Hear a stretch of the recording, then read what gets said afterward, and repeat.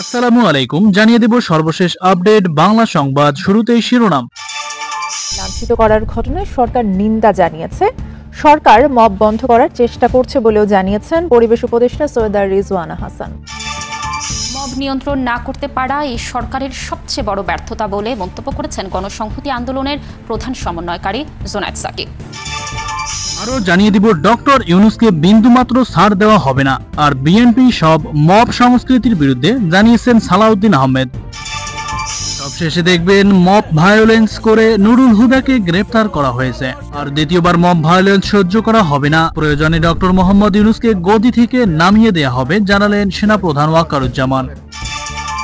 শুনছিলেন শিরোনাম, এবার বিস্তারিত। যারা এটার জন্য দায়ী তাদের বিরুদ্ধে যথাযথ আইনি ব্যবস্থা তারা গ্রহণ করবে এবং ওই ব্যবস্থা গ্রহণ করাটা পর্যন্ত আমরা অপেক্ষা করি। আর পুলিশ বেশ সক্রিয় হয়েছে, কিন্তু আমি যেটা বললাম, একটা আদর্শ পরিস্থিতিতে পরিবেশে আমরা দায়িত্ব গ্রহণ করি নাই। আমরা চেষ্টা করছি যতটা নন ভায়োলেন্ট উপায়ে পারা যায় সকল বিক্ষোভটাকে অ্যাড্রেস করতে।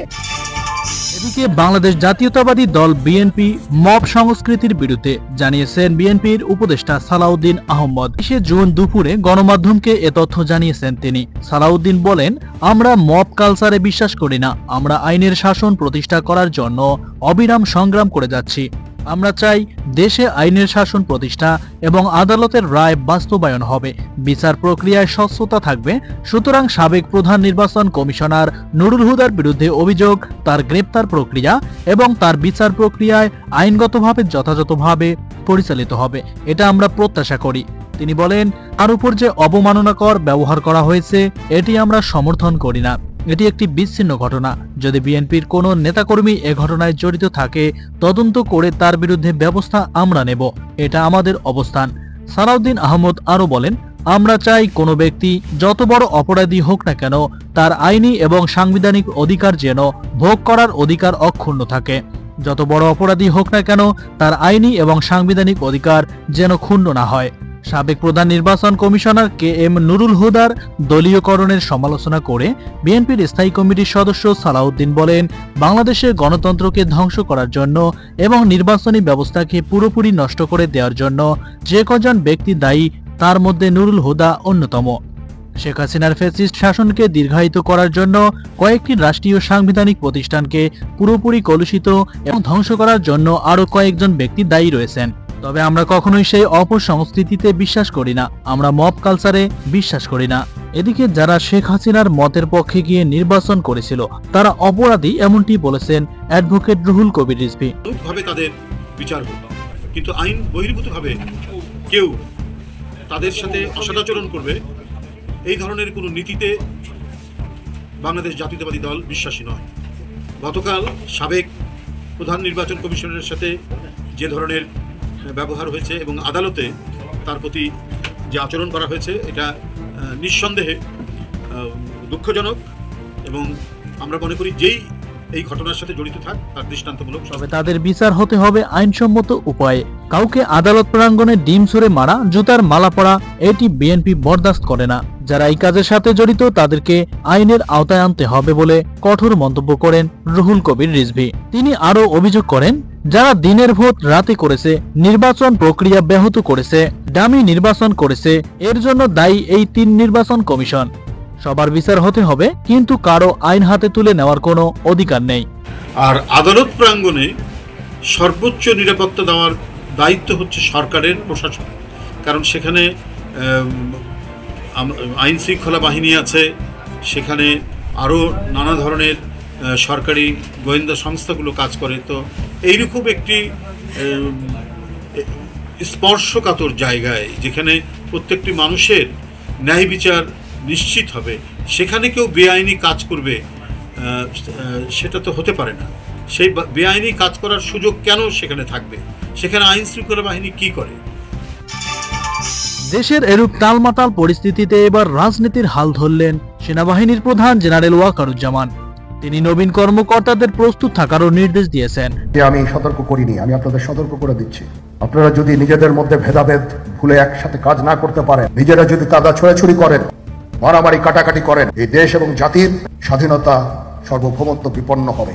দেশের সার্বভৌমত্ব রক্ষা করতে হবে। তবে কি তিনি সেনা শাসন জারি করেছেন নাকি অন্তর্বর্তী সরকার নিয়ে অন্য কিছু ভাবছেন, তিনি স্পষ্ট করলেন তার বক্তব্যের মাধ্যমে। আমি আপনাদের পরিষ্কার করে বলে দিচ্ছি, দেশের শান্তি শৃঙ্খলা রক্ষার দায়িত্ব খালি সেনাবাহিনীর না। 2 লক্ষ পুলিশ আছে, বিজিবি আছে, র্যাব আছে, আনসার বিডিপি আছে, আমার আছে হচ্ছে 30,000 সৈন্য। এদেরকে আমি এই যে একটা বিরাট ভয়েড, আমি এই 30,000 সৈন্য দিয়ে আমি কিভাবে এটা পূরণ করব? 30,000 থাকে, আবার 30,000 চলে যায় ক্যান্টনমেন্টে, আরো 30,000 আসে। এটা দিয়ে আমরা দিন রাত আমরা চেষ্টা করে যাচ্ছি। এখানে যে সমস্ত শৃঙ্খল কাজ হয়েছে সেটা আমাদের নিজস্ব তৈরি। এই বিপরীতমুখী কাজ করলে কেসে কখনো শান্তি শৃঙ্খলা আসবে না।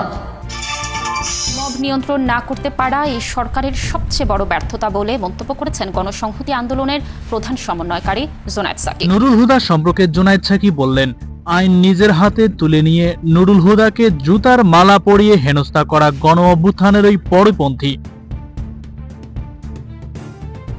যারা এর সঙ্গে সরাসরি জড়িত তাদেরকে আইনের আওতায় এনে বিচারের দাবিও জানিয়েছেন জুনায়েদ সাকিব। কিন্তু এটা একই সাথে অন্তর্বর্তী সরকারের একটা বড় আকারের ব্যর্থতার জায়গা, কারণ এই ঘটনা প্রথম নয়। মব আক্রমণ এখানে একটা নিয়মিত ঘটনায় পরিণত হয়েছে এবং নানাভাবে একে রাজনৈতিক উদ্দেশ্যে অনেক সাকি আরো জানান, মবতন্ত্রের মাধ্যমে যে হামলা হচ্ছে তা বন্ধ করতে হবে অবিলম্বে। বিচার, সংস্কার এবং নির্বাচন একসঙ্গে এগিয়ে নেওয়ার আহ্বান জানিয়েছেন গণসংহতি আন্দোলনের প্রধান সমন্বয়কারী জুনায়েদ সাকিব। অন্তর্বর্তী সরকারের উদ্দেশ্যে তিনি বলেন, মবতন্ত্রের মাধ্যমে যে হামলা হচ্ছে তা অবিলম্বে বন্ধ করুন। বিচার, সংস্কার ও নির্বাচনের জন্য স্পষ্ট রোডম্যাপ ঘোষণা করে বাংলাদেশকে একটি যথাযথ উত্তরণের দায়িত্ব পালন করুন। জনগণের মধ্যে অনৈক্য সৃষ্টি হয় এরকম কোনো তৎপরতা চালিয়ে নিজেদের মর্যাদা ক্ষুণ্ণ করবেন না। 11টা জাতীয় প্রেস ক্লাবের সামনে ফারাক্কা লং মার্চের 50 বছর উপলক্ষে ভারতের নদী আগ্রাসন প্রতিরোধ করুন, অভিন্ন নদীর পানির ন্যায্য হিস্সা আদায়ে ঐক্যবদ্ধ হন শীর্ষক সমাবেশে সভাপতির বক্তব্যে তিনি এসব কথা বলেন। জুনায়েদ সাকিব বলেন, বর্তমান বাংলাদেশকে গড়ে তুলতে হলে নতুন রাজনৈতিক বন্দোবস্ত যথার্থভাবেই গণমানুষের জন্য হতে হবে। বর্তমান সংকটগুলোতে অন্তর্বর্তী সরকারের কাজ হলো সব পক্ষের সঙ্গে আলোচনা করে তার সমাধান করা। একটি পক্ষের আন্দোলনের ন্যায্য আর একটা পক্ষের অন্যায্য এরকম দৃষ্টিভঙ্গি পাল্টাতে হবে। মওলানা ভাসানীর পররাষ্ট্রনীতির কথা স্মরণ করিয়ে দিয়ে গণসংহতি আন্দোলনের প্রধান সমন্বয়কারী তিনি আরো বলেন, ফারাক্কা বাঁধের বিরুদ্ধে কিংবা নদী ও প্রাণ প্রকৃতি রক্ষার আন্দোলনের সুউচ্চ প্রতীক হচ্ছেন মওলানা ভাসানী। তার 50তম বার্ষিকীতে আমাদের আবারও ভাসানীর কাছে ফিরতে হবে, কেননা ভারত রাষ্ট্র ও বাংলাদেশের প্রতি যে অন্যায্য পররাষ্ট্রনীতি এবং অবস্থান অব্যাহত রাখছে সেগুলোকে প্রতিহত করতে মওলানা ভাসানীর দেখানো পথ অনুসরণযোগ্য। প্রিয় বন্ধুরা, এই ছিল আজকের সর্বশেষ।